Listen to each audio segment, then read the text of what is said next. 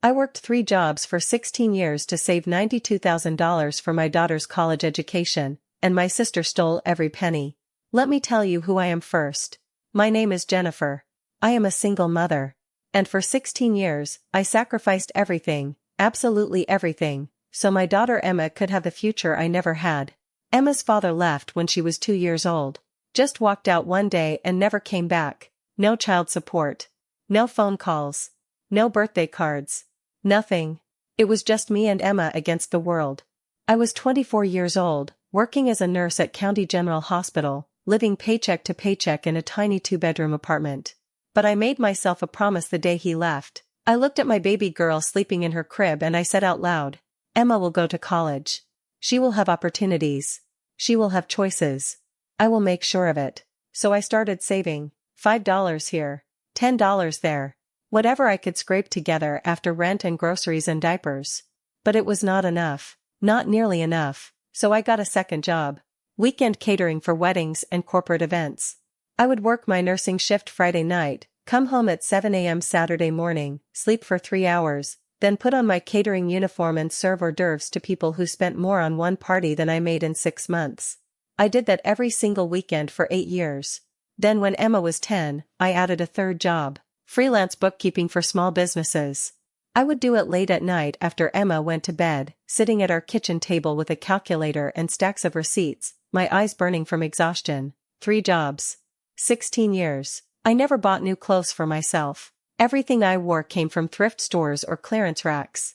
I drove the same beat-up Honda Civic for 14 years because I could not afford a car payment. Our apartment had a leaky roof that I patched myself with YouTube tutorials because I could not afford a real repair. We never went on vacation. Not once. While Emma's classmates went to Disney World and beach resorts, we spent summer breaks at the public library and free community pools. I cut my own hair. I packed the same peanut butter sandwich for lunch every single day for years. I kept our heat at 62 degrees in winter and sweated through summer without air conditioning. Every single penny I could save went into that college fund. But I made sure Emma never felt poor. Never felt less than. I made sure she had what she needed for school. I made sure she could join the activities she loved. I made sure she knew she was valued and loved and capable of anything. And I told her about the college fund. Not the exact amount, but I told her. Mama is saving for your education, baby. You work hard in school, you dream big, and Mama will make sure you can go to college. She believed me. Because I never broke a promise to her. Emma was brilliant. Straight A student. National Honor Society. Volunteer work at the Children's Hospital. She wanted to be a doctor. Pediatrician. She wanted to help kids the way the doctors had helped her when she had pneumonia at age 7. I watched her grow into this incredible young woman and every sacrifice felt worth it. Every double shift. Every missed event. Every exhausted night at the kitchen table doing bookkeeping while my back ached and my eyes blurred. It was all for her. The college fund grew slowly but steadily. After 5 years, I had $12,000. After 10 years, $43,000. After 15 years, $81,000. Last year, on Emma's 17th birthday, I checked the account and saw the number I had been dreaming about for 16 years. $92,347. I sat in my car in the bank parking lot and cried. Happy tears. Proud tears. Tears of relief. I had done it. Against all odds. Working 3 jobs. Sacrificing everything. I had saved enough to send my daughter to college. Emma applied to 6 universities. Her top choice was State University. Excellent pre-med program. Affordable compared to private schools but still high quality. She would live on campus. Get the full college experience. In March, the acceptance letter came. I was at work when Emma called me, screaming with joy. Mom, I got in. I got into State. I am going to be a doctor. I left my shift early. Drove home and hugged my daughter while we both cried happy tears. I told her how proud I was. How hard she worked. How she deserved every opportunity coming her way. That night, I logged into the college fund account to start planning. Tuition was due in August. Room and board. Books. Fees. I needed to know exactly how much we had and how to budget it across 4 years. I entered my password and waited for the account to load. The page opened. Available balance, $0.00. I stared at the screen. My brain could not process what I was seeing. 0? That could not be right. There must be a mistake. A computer error. Something. I refreshed the page. Same thing. 0. My hand started shaking. I clicked on the transaction history. And that is when I saw it. Withdrawals. Dozens of them. Starting 6 months ago. $1,000. $1,500. $2,000. Over and over. Small enough not to trigger any alerts. Large enough to drain the account completely over 6 months. $92,000. Gone. Every single penny I had saved for 16 years. Vanished. I felt like I could not breathe. Like someone had reached into my chest and squeezed my heart until it stopped beating. This could not be happening. This could not be real. I checked the withdrawal details. Each one showed the same thing. Authorized secondary account holder. Secondary account holder? I scrolled back through years of statements trying to remember, and then it hit me. 7 years ago, I had emergency surgery for appendicitis. I was in the hospital for 3 days. Emma was only 11. I was terrified something would happen to me and she would need money, so I added my sister Michelle as a secondary account holder. Just temporarily. Just in case I did not make it through surgery and Emma needed someone who could access funds for her care. But I survived. And in the chaos of recovery and getting back to work and taking care of Emma, I forgot to remove Michelle's access. I never thought about it again. Why would I? It was family. It was my sister. The account was clearly labeled Emma's college fund. Michelle knew what it was for. She would never. I grabbed my phone with shaking hands and pulled up my bank app. Confirmed what I saw on the computer. 0 balance. $92,000 withdrawn over 6 months. All by Michelle. My sister had stolen my daughter's college fund. I sat there in front of my computer screen, staring at that 0 balance, and something inside me shattered. Not just my heart. My faith. My trust. My belief that family meant something. 16 years. 16 years of 3 jobs and thrift store clothes and leaky roofs and peanut butter sandwiches. 16 years of sacrifice and exhaustion and hope. All of it, stolen. By my own sister. I called Michelle. My hands were shaking so badly I could barely hold the phone. It rang 4 times. Then she answered. Hello? Her voice was casual. Normal. Like everything was fine. Michelle, I said, my voice barely above a whisper. Where's Emma's college fund? Silence. Long, heavy silence. Then, oh. You noticed. You noticed? I repeated. Michelle, there is $92,000 missing from my daughter's college fund. Your name is on the withdrawals. What did you do? Another pause. Then she sighed. Like I was inconveniencing her. Look, Jenny, I was going to talk to you about this. It is just a temporary loan. I will pay it back. A loan? I said, my voice rising. You stole $92,000 from your niece's education and you call it a loan? I did not steal anything, Michelle said defensively. I am listed on the account. I had access. And we had an emergency. Brad's gambling debts were getting out of control. People were threatening us. We needed money fast. Brad's gambling debts. My sister's husband was a gambling addict. Had been for years. I knew he had problems but I had no idea it was this bad. So you stole from my daughter? I said. You stole 16 years of my life? Stop being dramatic, Michelle snapped. Emma can just take out student loans like everyone else. She is smart. She will be fine. But Sophia needed money for college too and we did not have anything saved. At least now both girls can go to school. My blood went cold. What did you just say? I said Sophia is starting college too. At Westfield. It is expensive but she got in and we could not let her miss that opportunity. So I used some of the money for her tuition. The rest went to pay off Brad's debts so we would not lose the house. You used my daughter's college fund, the money I saved working 3 jobs for 16 years, to pay for your daughter's college and your husband's gambling debts? Like I said, Michelle repeated, her voice hard now. It is a loan.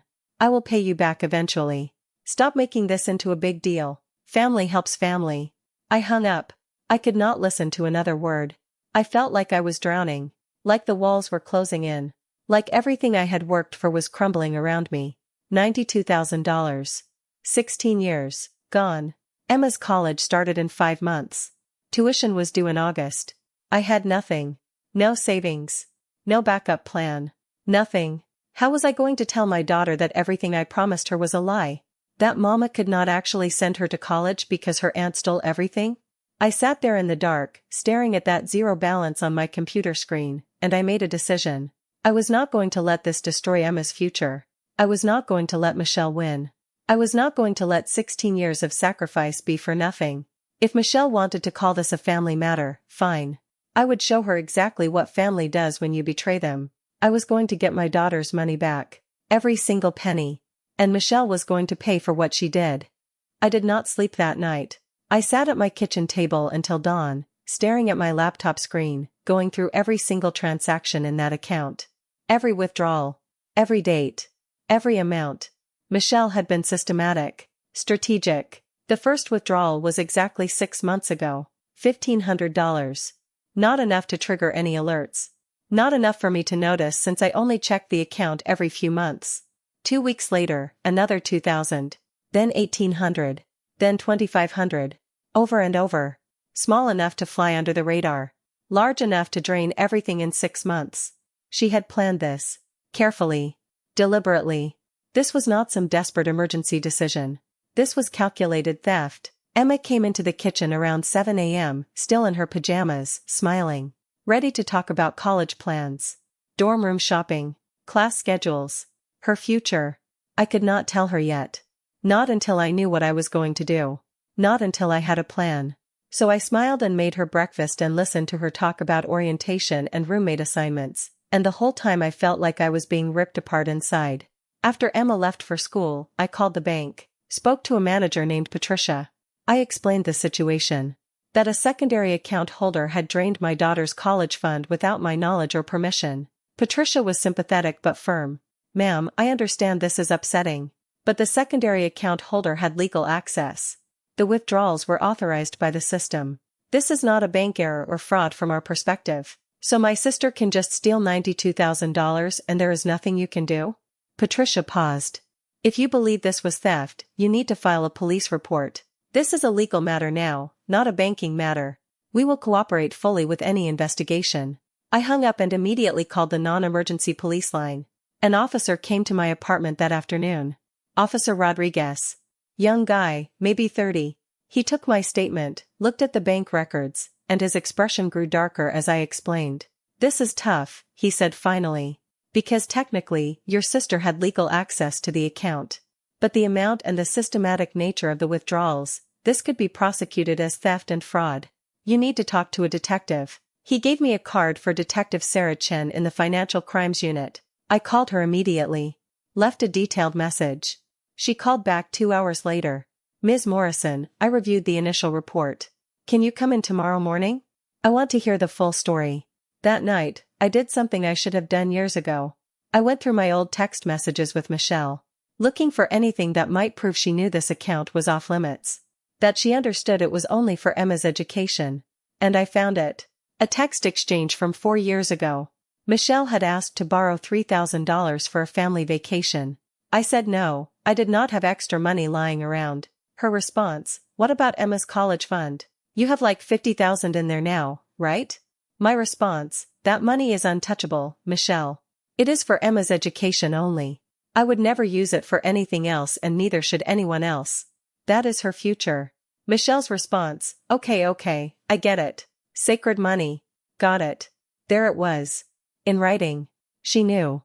She absolutely knew that account was never to be touched. I took screenshots of everything and emailed them to Detective Chen.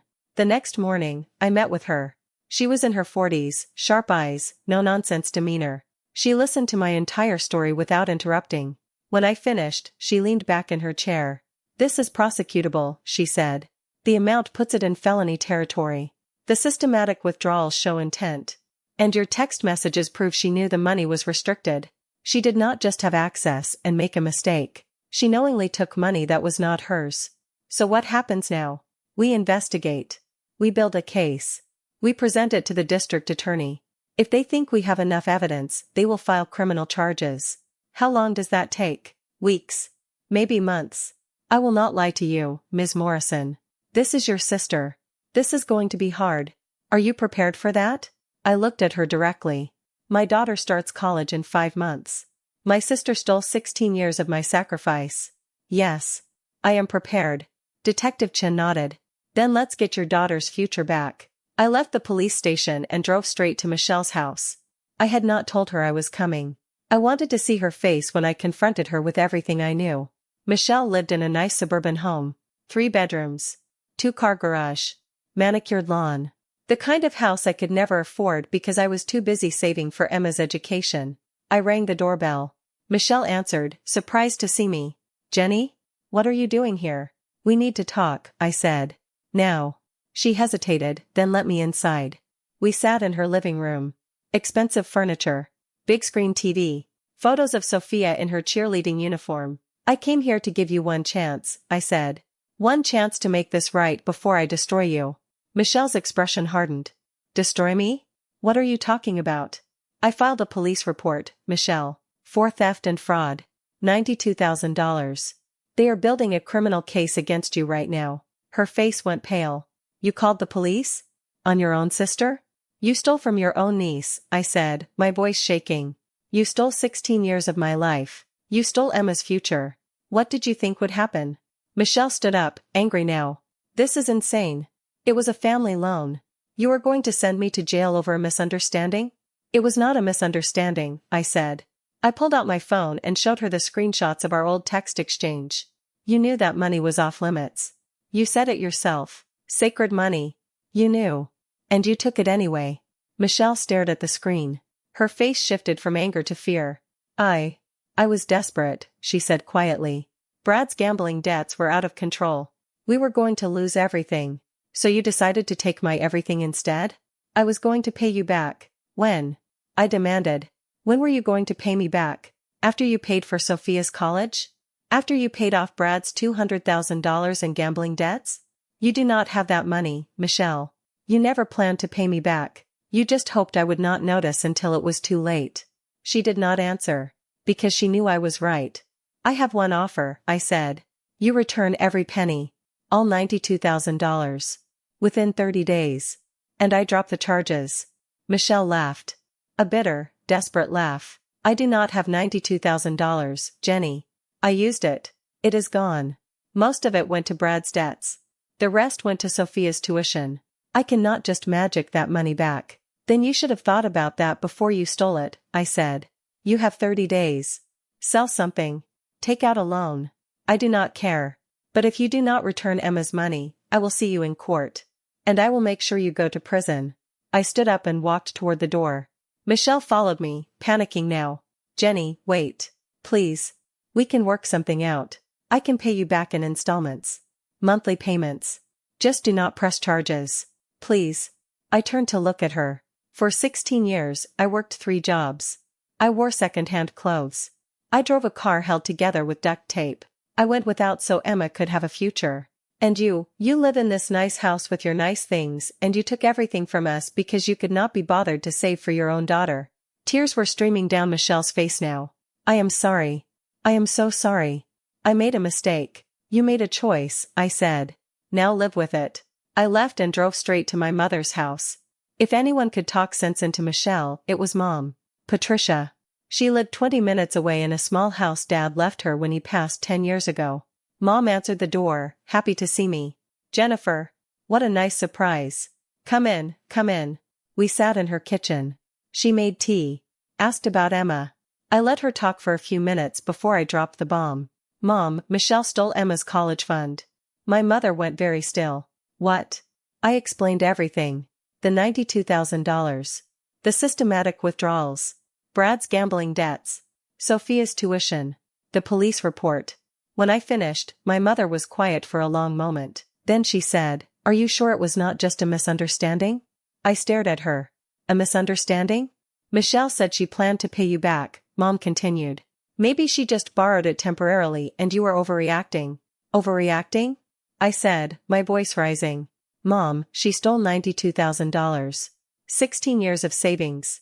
Emma starts college in 5 months and I have nothing. How is that overreacting? My mother frowned. I just think you should try to work this out as a family. Without involving police. This will destroy Michelle. She could go to jail. She should go to jail. I said. She committed a crime. She is your sister, Mom said firmly. Family helps family. Michelle was desperate. Brad has been struggling. They needed help. so I should just let her steal from my daughter? You should be understanding, Mom said. You have always been the strong one, Jennifer. You can handle this. You will figure out a way to pay for Emma's college. But Michelle, she cannot go to prison. Think about Sophia. Think about what this would do to the family. I could not believe what I was hearing. My own mother, defending the person who stole from her granddaughter. So let me get this straight, I said slowly. You think I should just accept that Michelle stole $92,000? Accept that 16 years of my sacrifice meant nothing. Accept that Emma might not be able to go to college. Because family? I think you should be less selfish, my mother said. Michelle made a mistake. She is sorry. But if you press charges, you are tearing this family apart. Is that really what you want? I stood up. My whole body was shaking. I worked 3 jobs for 16 years, I said, my voice breaking. I sacrificed everything. Everything. And Michelle stole it all. And you are calling me selfish? My mother stood too. You are being dramatic. Emma can get student loans. She will be fine. But if Michelle goes to jail, that is on you. I looked at my mother. Really looked at her. And I saw something I had been too blind to see before. She had always favored Michelle. Always. Michelle was the pretty one. The charming one. The one who married well and had the nice house. I was just Jennifer. The single mom.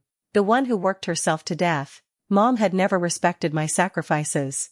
She had never understood what I gave up for Emma. And she never would. If you defend her, I said quietly, then you choose her over your granddaughter. Over me. And I will remember that. Do not be ridiculous, Mom said. I love you both. I am just trying to keep the family together. No, I said. You are protecting your favorite daughter. Just like you always have. I walked out of my mother's house and got in my car. I sat there in the driveway for 10 minutes, crying so hard I could barely breathe. My sister had stolen Emma's future. And my mother had chosen the thief over the victim. I had never felt more alone in my life. But I was not going to back down. I was not going to let them guilt me into accepting this. I was not going to let 16 years of sacrifice be erased because it was inconvenient for my family. I pulled out my phone and called Detective Chen. She answered on the second ring. I am ready to move forward, I said. Whatever it takes. File charges. Build the case. I want justice. Understood, Detective Chen said.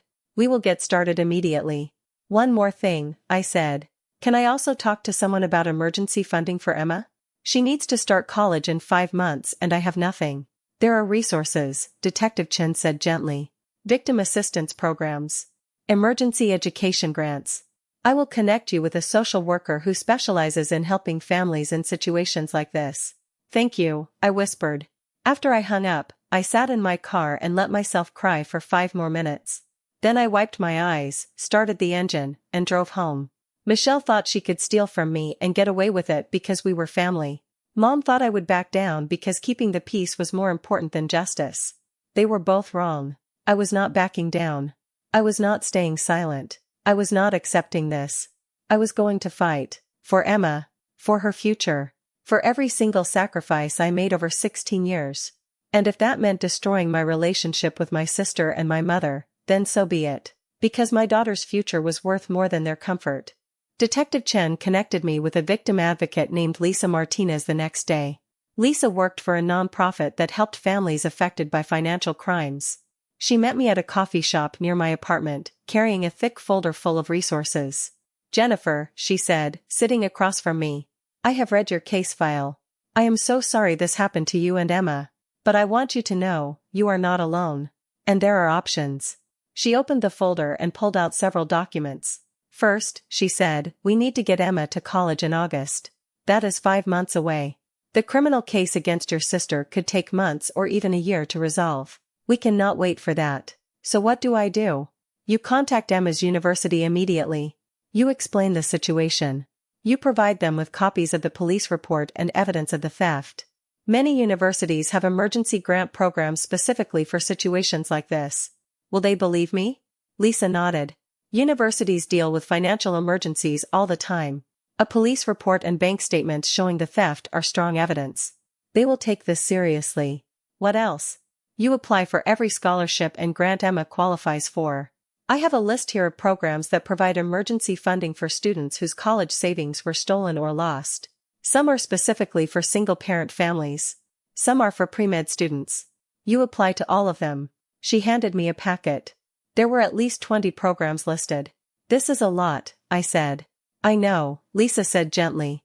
But you have fought for 16 years to save that money. You can fight a few more months to replace it. And Jennifer, you have something powerful on your side now. What? A story. Universities, scholarship programs, donors, they want to help students like Emma.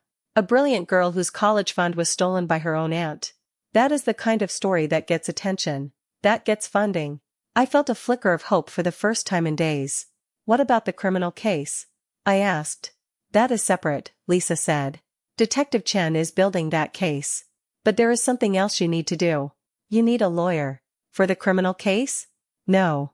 The district attorney handles that. You need a civil attorney. Someone who can help you sue Michelle to recover the money. I thought the criminal case would do that? Lisa shook her head. Criminal cases punish the crime. If Michelle is convicted, she will face jail time and the judge can order restitution. But that is not guaranteed and it can take years. A civil lawsuit gives you another path. You sue her directly for the $92,000 plus damages. Can I afford that? Many attorneys work on contingency for cases like this. That means they only get paid if you win. And with the evidence you have, this is a strong case. She pulled out another piece of paper. This is the name of an attorney I have worked with before. David Brennan. He specializes in financial fraud and family theft cases. Call him. Tell him I referred you. I took the paper with shaking hands. David Brennan, attorney at law. One more thing, Lisa said. This is going to get ugly. Your sister will fight back. Your mother will pressure you to drop it. Other family members will take sides. Are you prepared for that? I thought about Emma. About 16 years of sacrifice. About the zero balance in that college fund account. Yes, I said. I am prepared. I called David Brennan that afternoon. His office was downtown in a modest building. Not fancy, but professional. His secretary scheduled me for the next morning. David Brennan was in his 50s, gray hair, sharp eyes behind wire-rimmed glasses. He listened to my entire story without interrupting, taking notes the whole time. When I finished, he leaned back in his chair. This is one of the clearest cases of theft and fraud I have seen in years, he said. Your sister had access, yes. But your text messages prove she knew the money was restricted. The systematic withdrawals prove intent. The amount puts this in felony territory. Can we get the money back? We can sue for full restitution. $92,000 plus interest. Plus damages for emotional distress and punitive damages for the malicious nature of the theft. We could be looking at $135,000 or more. I stared at him. That much? She did not just take your money, Jennifer.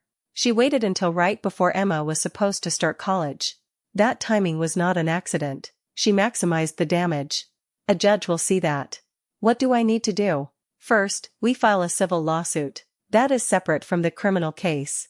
Second, we gather every piece of evidence. Bank statements, text messages, emails, testimony from anyone who knew about the college fund and its purpose. We build a case so strong she cannot fight it. How much will this cost me? David smiled slightly.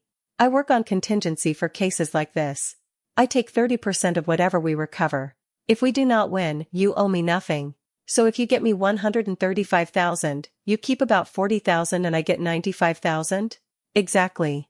And Jennifer, with the evidence you have, I am very confident we will win. I signed the papers that day. Retained David Brennan as my attorney. Started the civil lawsuit against my own sister. That night, I sat down with Emma. She knew something was wrong. I had been distracted for days. Stressed. Not sleeping. Mom, what is going on? She asked. You have been acting weird all week. I took a deep breath. Baby, I need to tell you something. And it is going to be upsetting. I told her everything. The stolen college fund. Aunt Michelle. The police report. The lawsuit. Emma stared at me in shock. $92,000? Gone? All of it, I said quietly. Tears filled her eyes. So I cannot go to college? I grabbed her hands. No. You are going to college. I promise you. We are fighting to get the money back. And in the meantime, we are applying for emergency funding and scholarships. You are going to State University in August. I swear it. But how? I will figure it out, I said. I have been fighting for your future for 16 years. I am not stopping now. Emma hugged me tight. I am so sorry, Mom. I am sorry Aunt Michelle did this. You have nothing to be sorry for, I whispered. This is not your fault. This is not my fault. This is on her. And she is going to pay for it. The next week was a blur. I contacted State University's financial aid office. Explained the situation. Sent them copies of the police report, bank statements showing the theft, and David's letter confirming the civil lawsuit. The financial aid director, a woman named Carol Stevens, called me 2 days later. Ms. Morrison, she said. I have reviewed your case. This is heartbreaking. I want you to know that Emma is not going to lose her spot because of this. She is not? No. We have an emergency hardship grant program for situations exactly like this. It is funded by alumni donations specifically to help students whose college funding was lost through no fault of their own. How much? $15,000 for her first year. Covers most of tuition. And we are moving her application to our Presidential Scholarship Committee. If she gets that, it covers another $10,000 per year. I started crying right there on the phone. Thank you. Thank you so much. Emma worked hard to get here, Carol said. We are not going to let someone else's crime take that away from her.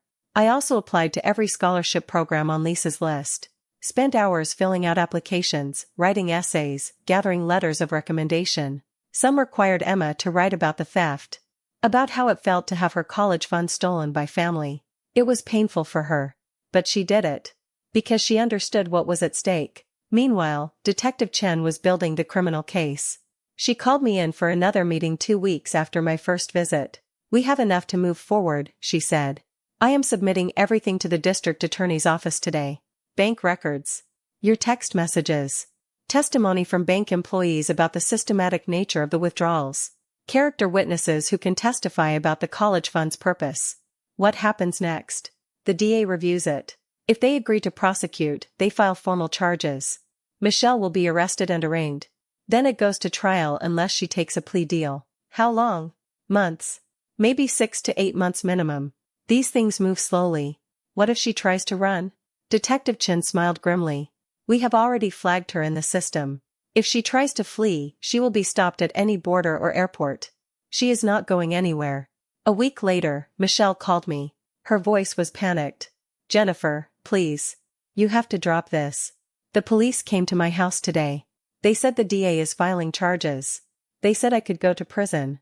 Yes, I said calmly. You could. This is insane. I am your sister. You stole $92,000 from your niece, I said. You committed a crime. Now you face consequences. Please, Michelle begged. I will pay you back. I swear. Just give me time. You do not have the money, I said. You never did. You gambled it away and spent it on Sophia. It is gone. I can take out a loan. I can sell things. Just please drop the charges. No, I said. Jennifer, please. You had your chance, I said. I came to your house. I gave you 30 days. You did nothing. You thought I would back down. You thought family meant I would just accept being robbed. You were wrong. I hung up. She called back 6 times. I did not answer. Then my mother called. Jennifer, you need to stop this, Mom said. Michelle is falling apart. Brad is threatening to leave her. Sophia is devastated. You are destroying the family. I am not destroying anything, I said. Michelle destroyed it when she stole from Emma. She made a mistake. You are going to send your own sister to prison over money. Over 16 years of my life, I corrected. Over my daughter's future. Over $92,000 she stole knowing exactly what she was doing. How can you be so cruel? I laughed. A harsh, bitter sound. Cruel? I worked 3 jobs for 16 years. I sacrificed everything. And when Michelle stole it all, you defended her. You called me selfish. You chose her over Emma. And now you call me cruel for wanting justice? You are tearing this family apart. No, Mom. Michelle tore it apart. I am just refusing to pretend it did not happen. If you go through with this, my mother said, her voice cold, I will never forgive you. Then I guess you will never forgive me, I said. Because I am going through with it. I hung up on her too. That night, I sat at my kitchen table with a glass of wine and my laptop. I pulled up the college fund account one more time. Stared at that zero balance. Then I opened a new document and started writing down everything I knew. Everything I could prove. The text messages showing Michelle knew the money was off limits. The bank statements showing systematic withdrawals designed to avoid detection. The timeline showing she waited until 6 months before Emma started college. The evidence that Brad's gambling debts exceeded $200,000. The proof that Sophia's tuition at Westfield University was $28,000 per year. The fact that Michelle had lied about planning to pay me back when she never had the means to do so. I organized it all into a timeline. A narrative. A case. David Brennan was building the civil lawsuit. Detective Chen was building the criminal case. But I was building something too. I was building the truth. Documented. Undeniable. Unshakable. And when this went to trial, when Michelle stood in front of a judge and tried to claim this was a misunderstanding or a family loan or anything other than calculated theft, I would have every single piece of evidence ready. 3 weeks later, the DA filed formal charges. Felony theft. Felony fraud. Financial exploitation. Michelle was arrested at her home on a Tuesday morning. Booked. Arraigned. Released on $25,000 bail that Brad had to scrape together by borrowing from his parents. Her mugshot was in the local paper. The headline read, "Local woman charged with stealing niece's college fund." My phone exploded. Family members calling. Texting. Some supporting me. Most condemning me. "How could you do this to your own sister? You are going to regret this. This is going too far. Family should forgive family." I blocked most of them. The ones who understood, who saw what Michelle had done and supported my fight for justice, those were the only family I needed now. Emma received her financial aid package 2 days later. The emergency hardship grant, $15,000. The presidential scholarship, $10,000 per year, renewable for 4 years. 3 smaller scholarships she had applied for, $8,000 total. $33,000 for her first year. Not enough to cover everything, but combined with student loans and my continued work, enough to make it happen. Emma was going to college. I sat on my couch holding that financial aid letter and cried. Not sad tears this time. Relief tears. Victory tears. Michelle had tried to steal Emma's future. And she had failed. Emma was still going to State University. Still going to be a doctor. Still going to have every opportunity she worked so hard for. Michelle had not won. And soon, she was going to pay for what she did. David called me that same afternoon. "Jennifer, I have news." Michelle's attorney reached out. "They want to settle." "Settle?"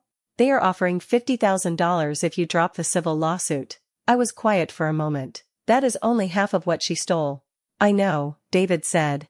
"I told them we are not interested. But I wanted you to be aware." "Tell them we want full restitution," I said. $92,000 plus interest. Plus damages. $135,000 total. Nothing less. "That is what I told them," David said. "They said they would think about it." They hung up. A week later, they called back. $75,000. Final offer. "No," I said when David told me. "We go to trial.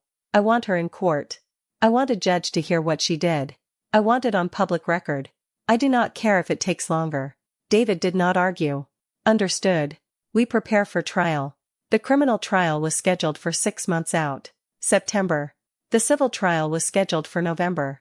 Emma would already be in college by then. Already living her dream. And Michelle would be facing a judge. Facing consequences. Facing justice. I had gone from devastated victim to strategic warrior in less than 2 months. I had secured Emma's college funding. I had hired the best attorney I could find. I had gathered evidence that made my case undeniable. And I had made it clear to everyone in my family, to Michelle, to my mother, to anyone who thought I should just forgive and forget, that I was not backing down. My sister had stolen 16 years of my sacrifice. Now she was going to spend years paying for it. The war was just beginning. And I was ready. Emma started college in August. I drove her to State University on a hot Sunday morning, her car packed with everything she needed for her dorm room. Sheets and towels and her favorite books and the stuffed bear she had slept with since she was 3. We unloaded everything into her tiny dorm room. Met her roommate, a sweet girl named Ashley from upstate. Organized her desk and hung posters on the walls. When it was time for me to leave, Emma hugged me so tight I could barely breathe. "Thank you, Mom," she whispered. "For everything. For fighting for me. For never giving up." I pulled back and looked at my daughter. "You earned this, baby. Every bit of it. You worked hard. You dreamed big. And you never let what Aunt Michelle did break you." "Because you did not let it break you," Emma said. "You showed me how to fight." I kissed her forehead and left before I started crying in front of all the other parents.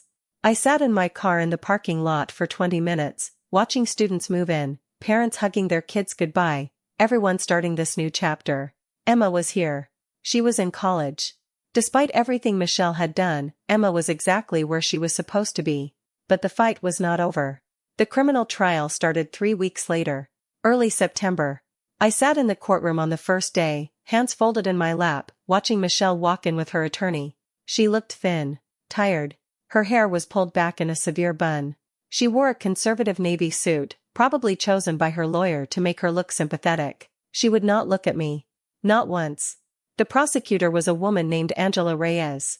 Mid-40s, sharp as a blade, with a reputation for destroying defendants who thought they could talk their way out of financial crimes. She had called me 2 weeks before the trial, reviewed my evidence, asked detailed questions about the timeline, the relationship with Michelle, the purpose of the college fund. "This is one of the strongest cases I have had in years," she told me. "Your sister is going to have a very bad day in court." Michelle's attorney was a man named Thomas Crowley. Expensive suit, slicked back hair, the kind of lawyer who made a career out of defending wealthy people who did terrible things. He specialized in making victims look unreasonable and defendants look misunderstood. I hated him on sight. The jury selection took 2 days. 12 people. 6 men, 6 women. Mix of ages and backgrounds. I watched each of them carefully, wondering which ones would see Michelle as a desperate sister who made a mistake, which ones would see her as a calculating thief who stole from her own niece. Opening statements began on day 3. Angela Reyes stood in front of the jury, her voice clear and strong. "Ladies and gentlemen, this case is about betrayal. About trust broken in the worst possible way. Jennifer Morrison spent 16 years working 3 jobs to save for her daughter's college education. 16 years of sacrifice. 3 jobs. $92,000 saved penny by penny." She paused, letting that sink in. The defendant, Michelle Carter, is Jennifer's sister. 7 years ago, Jennifer added Michelle to her college fund account as a secondary holder during a medical emergency. It was temporary. A safety measure in case something happened to Jennifer. But she survived. And she forgot to remove Michelle's access. Angela walked toward the jury box. Michelle did not forget. For years, she watched that account grow. She knew exactly what it was for. We have text messages where Jennifer explicitly told Michelle the money was untouchable. Off limits. Only for Emma's education. Another pause. But 6 months before Emma was supposed to start college, Michelle began stealing. Not all at once. That would have been too obvious. No, she was strategic. She took $1,500 here. $2,000 there. Small enough to avoid detection. Large enough to drain the entire account in 6 months. Angela's voice hardened. By the time Jennifer discovered the theft, $92,000 was gone. Emma's college fund. 16 years of sacrifice. Vanished. And when Jennifer confronted her sister, Michelle called it a family loan.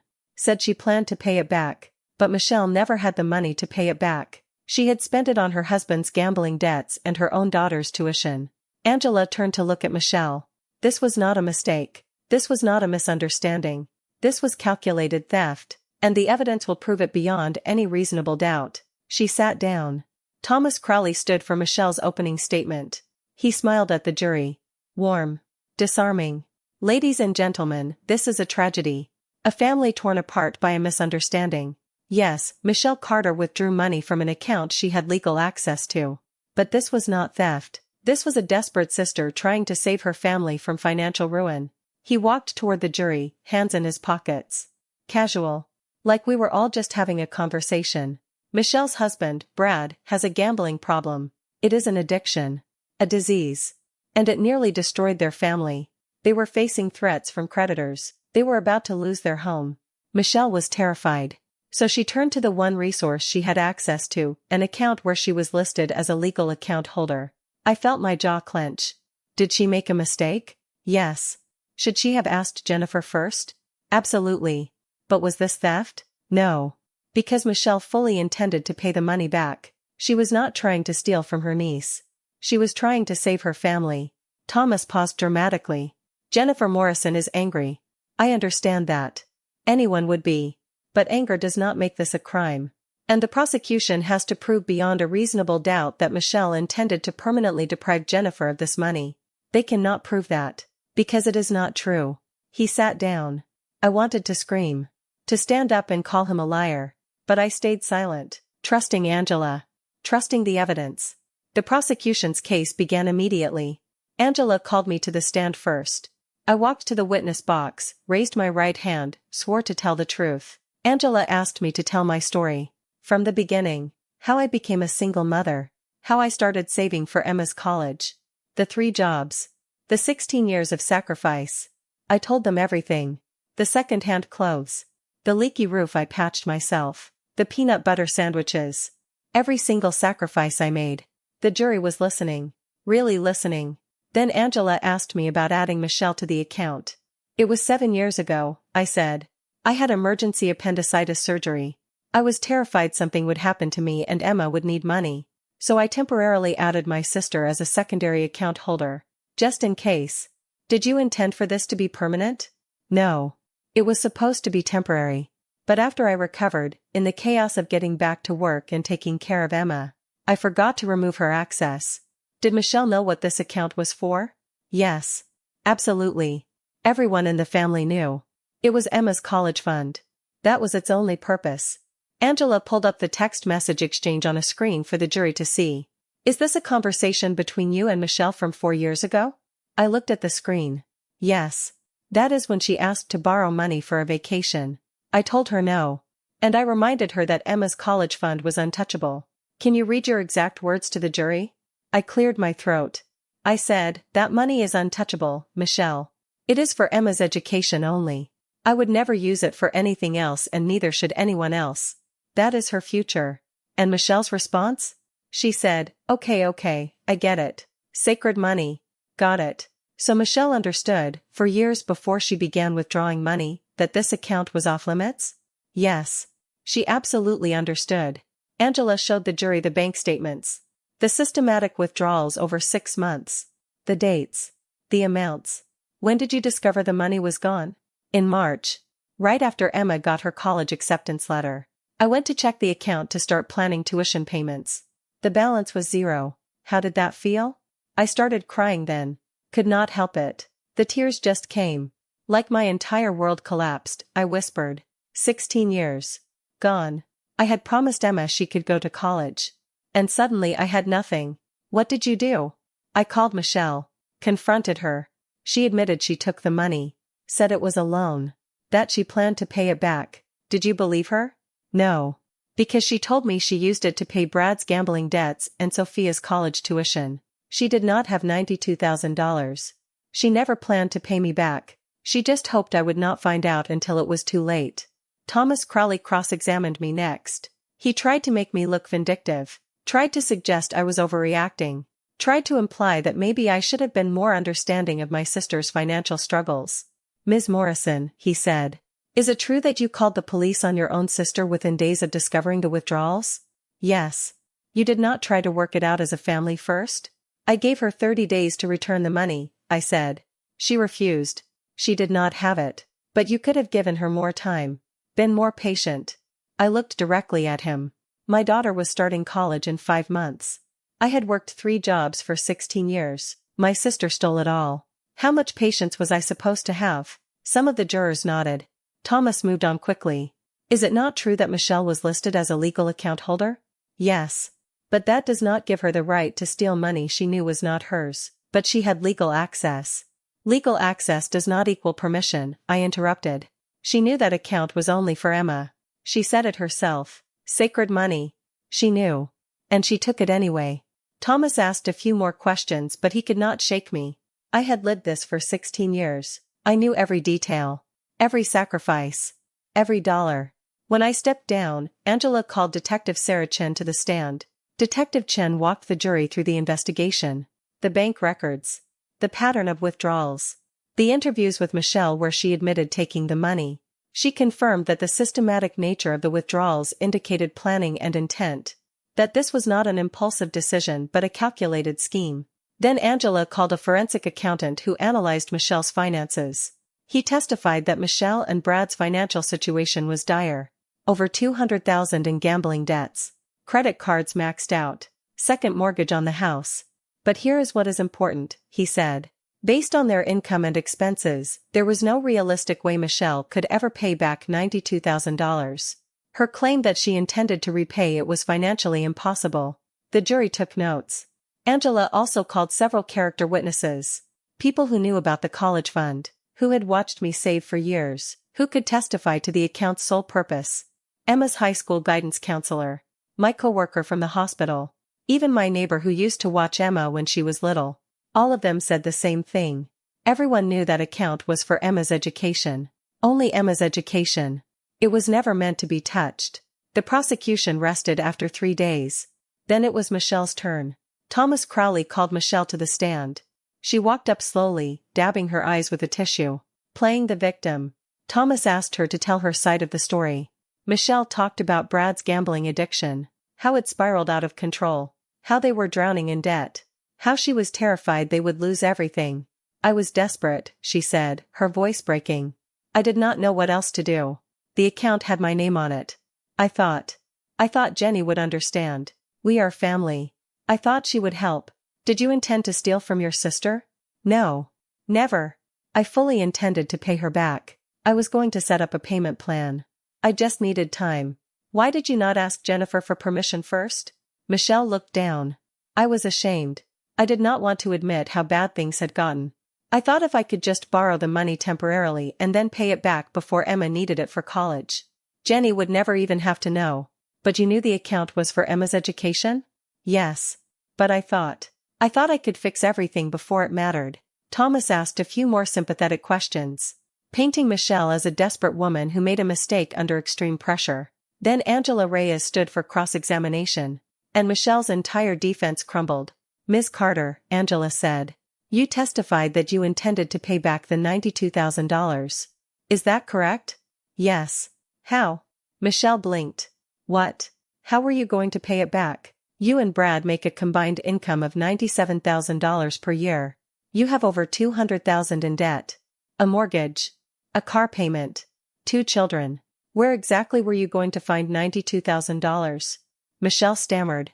I was going to figure something out. Figure something out, Angela repeated. You stole $92,000 and your plan to repay it was to figure something out? I was going to try. Ms. Carter, according to the forensic accountant's testimony, your financial situation made repayment impossible. You did not have a plan. You never intended to pay it back. You just hoped your sister would not find out until it was too late. That is not true. Angela pulled up the bank statements on the screen. You started withdrawing money 6 months before Emma was supposed to start college. Why 6 months? Michelle hesitated. That is when Brad's debts got really bad. Or, Angela said, is it because 6 months was the perfect amount of time to drain the account systematically while avoiding detection? And by the time Jennifer discovered it, it would be too late for her to save more money? No, You spent $28,000 on your daughter Sophia's tuition at Westfield University, correct? Yes, but... And another $60,000 on Brad's gambling debts? Michelle nodded. So you took your niece's college fund and used it to pay for your daughter's college and your husband's gambling debts. You stole from Emma to benefit Sophia. I was trying to help my family.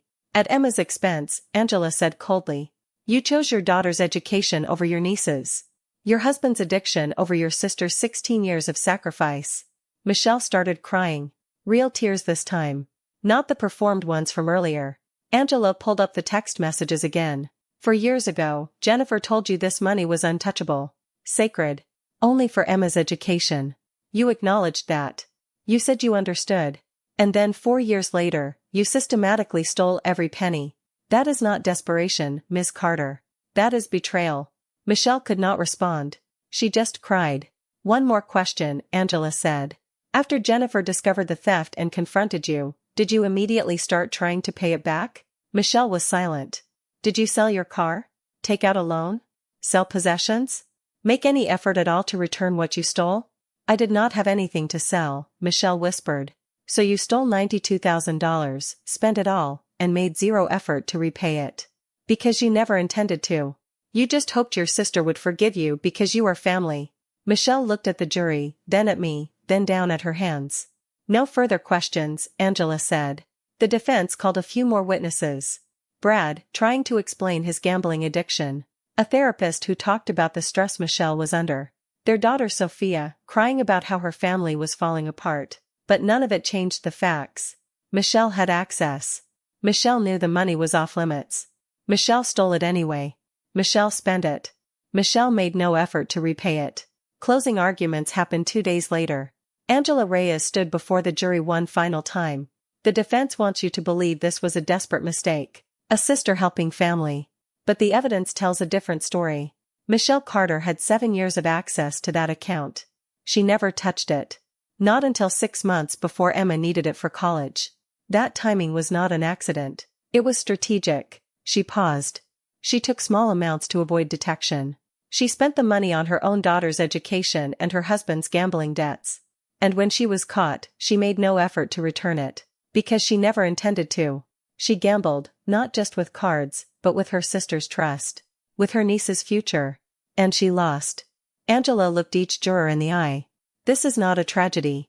This is a crime. And Jennifer Morrison and her daughter Emma deserve justice. Thomas Crowley gave his closing. Tried one more time to paint Michelle as a victim of circumstances. But I could see it in the jurors' faces. They were not buying it. The jury deliberated for 6 hours. 6 hours of sitting in the hallway. Pacing. Drinking bad coffee. Waiting. Detective Chen sat with me. So did Lisa Martinez, the victim advocate. And David Brennan, my civil attorney, even though this was not his case. When the bailiff finally called us back into the courtroom, my heart was pounding so hard I thought I might pass out. The jury filed in. None of them looked at Michelle. That was a good sign. Everyone said that was a good sign. Has the jury reached a verdict? The judge asked. We have, Your Honor. The foreperson stood. A woman in her 60s. Former teacher, I remembered from jury selection. On the count of felony theft, how do you find? Guilty. On the count of felony fraud, how do you find? Guilty. On the count of financial exploitation, how do you find? Guilty. Guilty on all counts. Michelle collapsed in her chair, sobbing. Thomas Crowley put his hand on her shoulder but she shrugged it off. I sat perfectly still. Tears streaming down my face. But I did not make a sound. 16 years. $92,000. And finally, someone believed me. Someone saw the truth. Someone held Michelle accountable. The judge thanked the jury and scheduled sentencing for 6 weeks later. As the courtroom emptied, I sat there alone for a long moment. Then I pulled out my phone and called Emma. She answered on the first ring. Mom? What happened? I smiled through my tears. We won, baby. Guilty on all counts. Emma started crying too. Really? Really? I am so proud of you, Mom. So proud. I am proud of you too, I said. Now go study. You have a future to build. After I hung up, I walked out of the courthouse into the September sunshine. Detective Chen was waiting on the steps. Congratulations, Jennifer. You did it. We did it, I said. Thank you. For believing me. She smiled. Justice is not always guaranteed. But today it won. I drove home and sat in my quiet apartment. No more court dates tomorrow. No more testimony to prepare. No more waiting. Just justice. Finally. Michelle would be sentenced in 6 weeks. She faced up to 18 months in prison. And the judge would order restitution. Every penny plus interest. But the criminal case was just half of it. The civil trial was scheduled for November. Where I would sue Michelle for not just the $92,000, but for damages. For emotional distress. For the pain she caused. For everything. This was not over yet. But for the first time in 8 months, I felt like I could breathe. The sentencing hearing was scheduled for late October. 6 weeks after the guilty verdict. 6 weeks of waiting to see if Michelle would actually face real consequences or if the judge would show mercy because she was a desperate mother who made a mistake. I did not sleep well those 6 weeks. Emma called me almost every night from college. Checking on me. Making sure I was okay. Our roles had reversed somehow.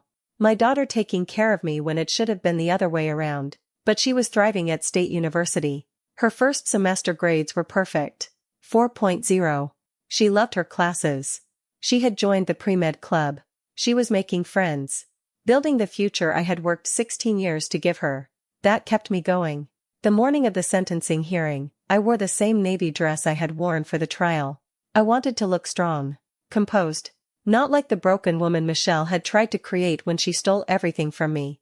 The courtroom was less crowded this time. Just immediate family. A few reporters. Detective Chen. Angela Reyes, the prosecutor. Michelle walked in wearing an orange jumpsuit. She had been in county jail since the verdict, unable to make bail after the conviction. She looked thin, pale. Her hair hung limp around her face. Part of me felt sorry for her. She was my sister. We had grown up together. Shared a bedroom as kids. Played together. Laughed together. But then I remembered. 16 years. 3 jobs. $92,000. The look on Emma's face when I told her the college fund was gone. The pity disappeared. Judge Margaret Holloway entered. The same judge who had presided over the trial. A woman in her late 50s with steel-gray hair and eyes that missed nothing. She had not shown much emotion during the trial. Professional. Neutral. But I had seen her face when the evidence about the systematic withdrawals was presented. When the forensic accountant testified that repayment was financially impossible. When Michelle broke down on the stand. Judge Holloway had seen through every lie. "We are here for sentencing in the matter of the state versus Michelle Carter," the judge said. "The defendant has been convicted of felony theft, felony fraud, and financial exploitation. Before I issue my sentence, I will hear from the victim." Angela Reyes nodded to me.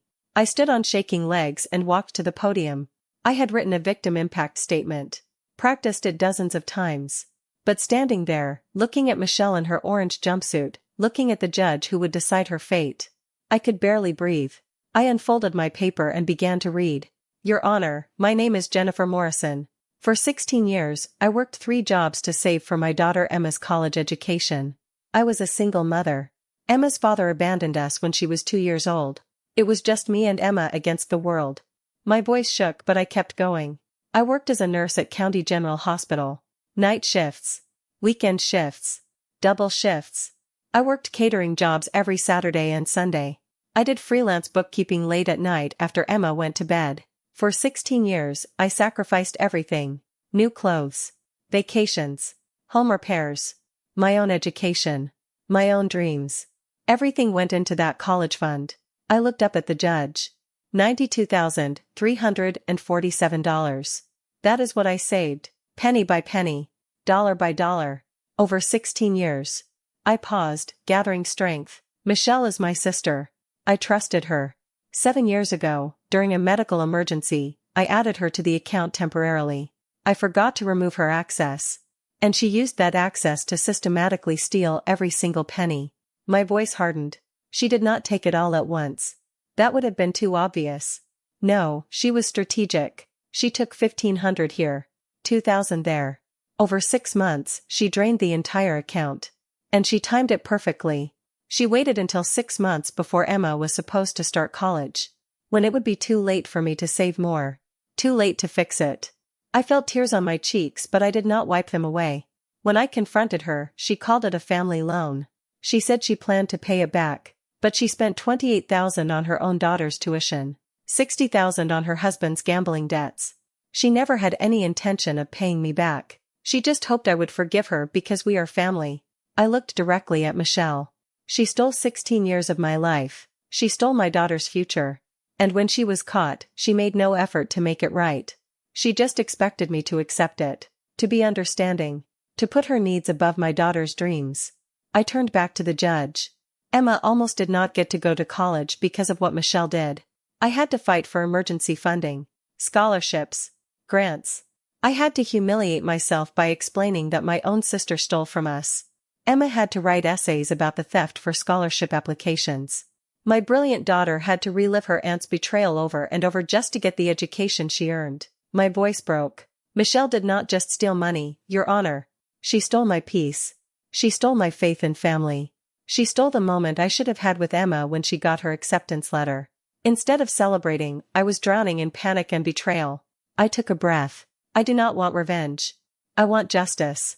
I want Michelle to understand that actions have consequences. That you cannot steal someone's life work and walk away. That family does not mean you get to destroy people without accountability. I folded my paper. Emma is in college now. Pre-med. 4.0 GPA. She is going to be a doctor. She is going to help people. She is going to have the future I worked 16 years to give her. Not because of Michelle. Despite Michelle. I looked at the judge one final time. Please do not let her get away with this. Please show her that what she did was not a mistake. It was a crime. And crimes have consequences. Thank you, Your Honor. I walked back to my seat, my legs barely holding me up.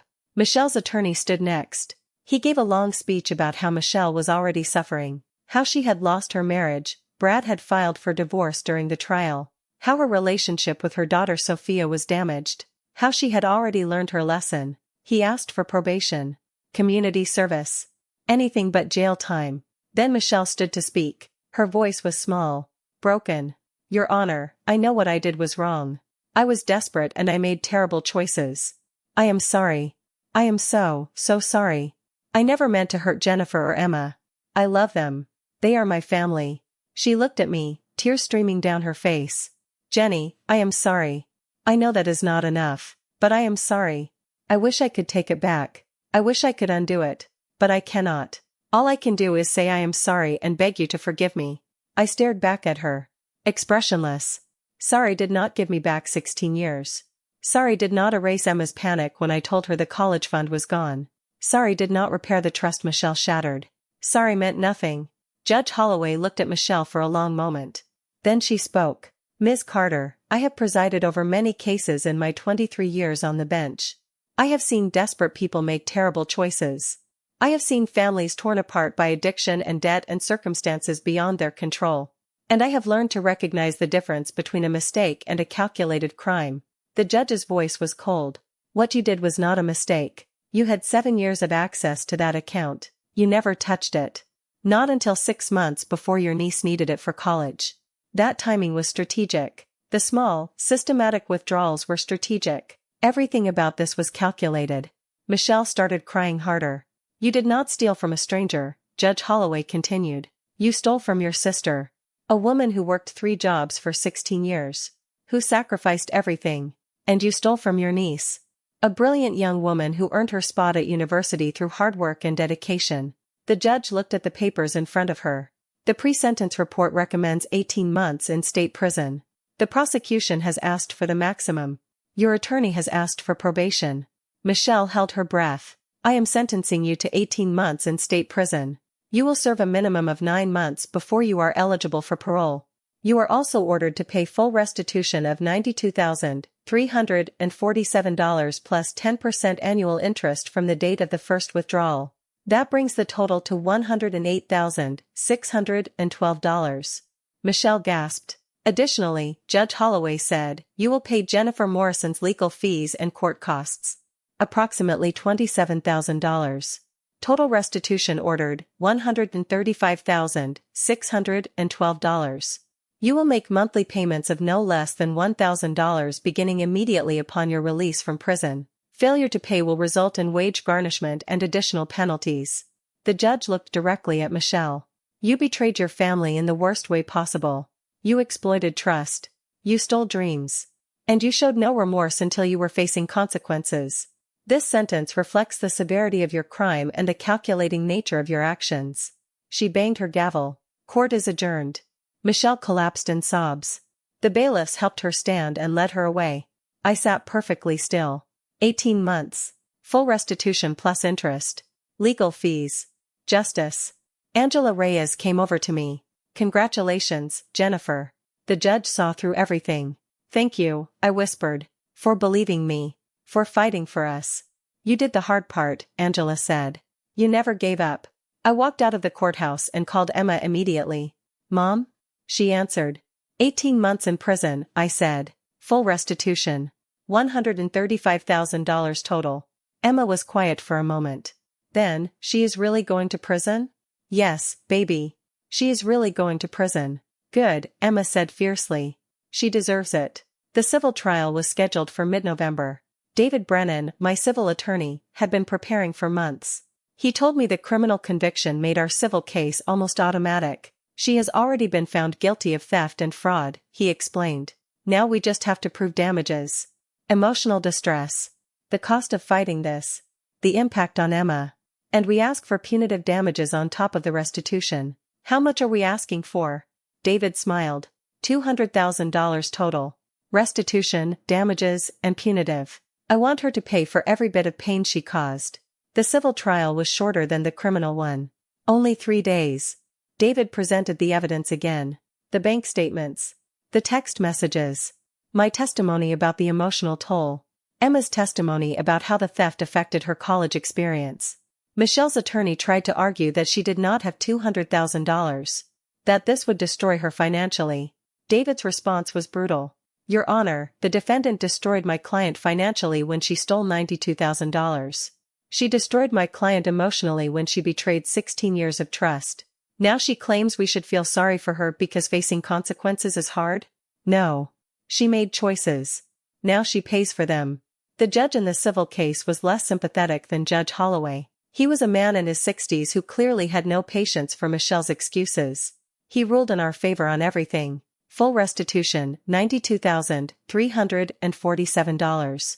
Interest, $16,265. Emotional distress damages, $40,000. Punitive damages, $50,000. Legal fees, $27,000. Total judgment, $225,612. David turned to me, grinning.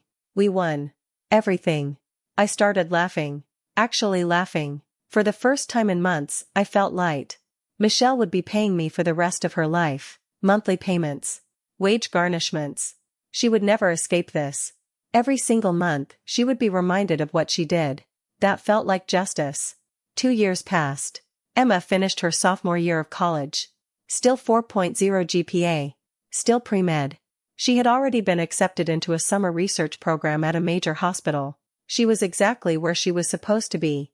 I had paid off all of Emma's student loans with the restitution payments.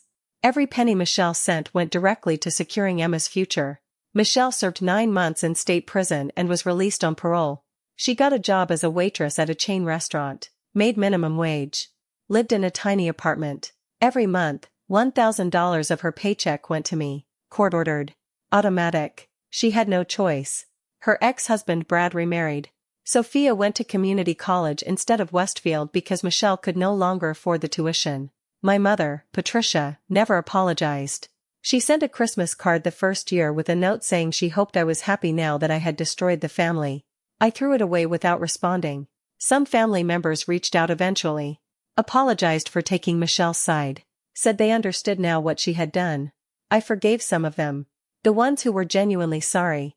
The ones who admitted they were wrong. The others, I let go. Family is not just blood. It is loyalty, trust, support. And the people who defended Michelle, who called me cruel for wanting justice, they were not my family anymore. Emma and I grew closer than ever. She understood now what I had sacrificed, what I had fought for. She told me I was her hero. I told her she was mine. On Emma's 20th birthday, I took her to dinner at a nice restaurant downtown. The kind I never could have afforded before the restitution payments started coming in. We ordered appetizers and entrees and dessert. We laughed and talked about her classes and her future and her dreams of becoming a pediatrician. As we were leaving, Emma stopped me on the sidewalk. Mom, she said. I need to tell you something. What, baby? She took my hand. Thank you. For fighting for me. For never giving up. For showing me that it is okay to demand justice when someone wrongs you. You taught me that I am worth fighting for. I hugged her tight, tears streaming down my face. You are worth everything, I whispered. Everything. We walked to the car, and I looked up at the night sky, and for the first time in years, I felt peace. Michelle had tried to steal Emma's future. And for a moment, she almost succeeded. But I fought back. I refused to accept it. I demanded justice. And I won. Emma was in college. Thriving. Building the life she deserved. Michelle was paying for her crime. Every single month. For years to come. And I had learned something powerful. Family does not give you the right to destroy someone. Love does not mean accepting betrayal. And forgiveness is not the same as letting someone escape consequences. I learned that I am strong. Stronger than I ever thought possible. I can work 3 jobs for 16 years. I can survive devastating betrayal. I can stand in a courtroom and demand justice. I can fight for my daughter's future even when it seems impossible. And I learned that my daughter is worth it. Every sacrifice. Every sleepless night. Every moment of pain. She is worth it all. 3 years after the trial, I got a letter in the mail. It was from Michelle. Handwritten. Jenny, it said. I know you probably do not want to hear from me. But I need to say this. I am sorry. Truly sorry. I was selfish and desperate, and I destroyed something precious. I destroyed your trust. I destroyed our relationship. I destroyed 16 years of your sacrifice. I can never undo that. I can never make it right. But I want you to know that I think about it every day. And I am sorry. I hope someday you can forgive me. But I understand if you cannot. You were right to fight for Emma. She deserved better than what I did. You both did. I am sorry. Michelle. I read the letter twice. Then I folded it up and put it in a drawer. Maybe someday I would respond. Maybe someday I would find forgiveness. But not today. Today, I was focused on the future. On Emma's success. On my own healing. On building a life based on truth and justice instead of enabling and betrayal. Michelle had made her choices. Now she lived with them. And I had made mine. To fight. To demand accountability. To refuse to let someone's crime against me be swept under the rug because it was uncomfortable or inconvenient. I chose justice. And justice won. Emma graduated from college 2 years later. With honors. Pre-med degree. Acceptance letters from 5 medical schools. I sat in the audience at her graduation ceremony, watching my daughter walk across that stage in her cap and gown, and I cried happy tears. 16 years of work. 2 years of fighting. And here we were. Emma was going to be a doctor. She was going to help people. She was going to have the future I had always dreamed for her. After the ceremony, Emma found me in the crowd and hugged me so tight. We did it, Mom, she whispered. You did it, baby, I said. You earned every bit of this. She pulled back and looked at me. No, Mom. We did it. Together. You never gave up on me. Even when Aunt Michelle tried to take it all away. You fought for me. And I am here because of you. I kissed her forehead. I would fight for you 1,000 times over. You are my everything. We took photos. We celebrated. We dreamed about medical school and her future and all the lives she would save. And later that night, alone in my apartment, I pulled out the college fund account statement. The balance was 0 when Michelle stole everything. But now, thanks to the restitution payments, I had been rebuilding it. Not for Emma's undergrad anymore. That was done.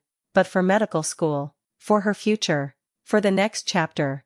The balance read, $47,312. Half of what I had lost. But growing. Every single month. Michelle's payments went directly into this account. Her crime was now funding the very future she tried to destroy. That felt like poetry. I closed my laptop and sat in the quiet of my living room. 16 years ago, I made a promise to my daughter. That she would go to college. That she would have opportunities. That she would have choices. Michelle tried to break that promise. Tried to steal that future. But she failed. Because I fought back. Because I refused to accept betrayal as inevitable. Because I demanded justice even when it was hard. And Emma got everything I promised her. College. Success. A future. To anyone out there who has been betrayed by family, who has had their sacrifices stolen, who has been told to just forgive and forget because it is easier than fighting. You deserve justice. You deserve to fight back. You deserve to protect what you have built. Family is not an excuse for crime. Love is not permission to steal. And forgiveness is not the same as letting someone destroy you without consequences. Stand up. Gather your evidence. Demand accountability. Fight for what is yours. It will be hard. It will be painful. You will lose people who choose the abuser over the victim. But in the end, you will have something more valuable than their approval. You will have justice. You will have your dignity. You will have the knowledge that you fought for what was right. And that is worth everything. Thank you for walking this difficult road with me to the very end. If this story resonated with you, you can support our community by sending a super thanks. It helps me continue to bring these important stories to light. On the screen now are 2 more stories that I know will touch your soul. I will see you in the next one. Stay strong.